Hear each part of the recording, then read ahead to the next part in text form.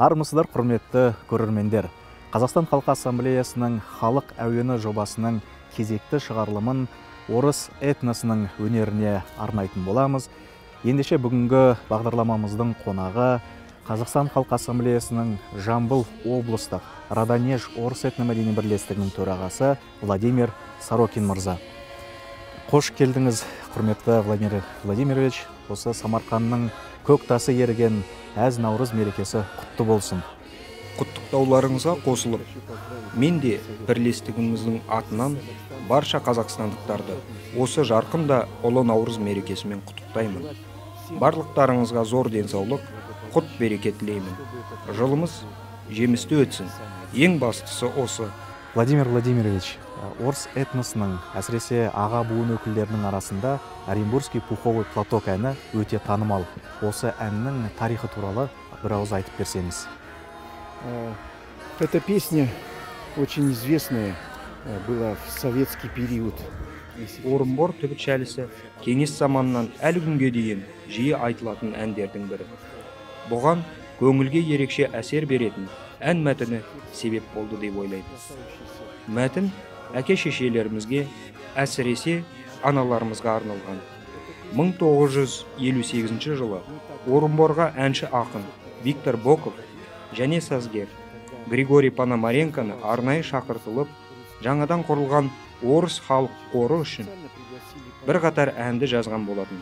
Алайда репертуардың ішінде айрықша орын алатындай сазды шығарманы өмірге әкеле алмайды. Олар қайтар алдында базарға барып, аналарына, туыстарына кәде сыйлар алмақшы болады.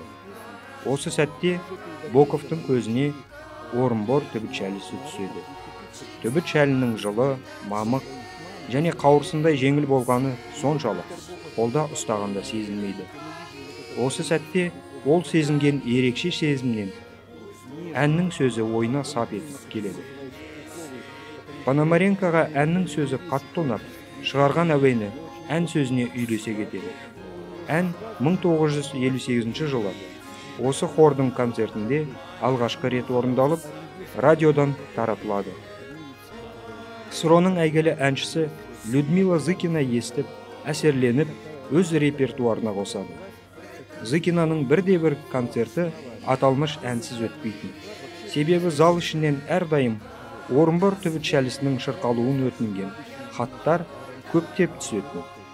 Елдің сүйіспеншілігіне бөленген ән халық әніне айналды. Ән келіншектерге лайықталып жазылғанына қарамастан, біз ырғағын сәл өзгертіп, ерлердің партиясын кірістірдік. Бұл өзгеріс әнді одан сайын әсерлендіре түсті. Аналарға деген биік құрметті білдіретін әннің тарихы міне осы.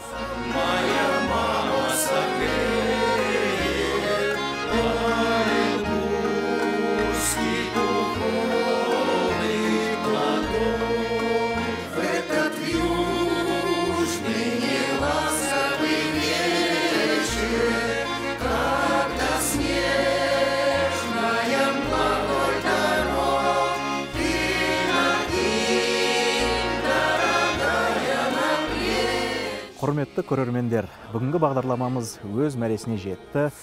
Келесі жүздескенше аман сау болыңыздар. YouTube арнамызға жазылып, лайк басуды ұмытпаңыздар.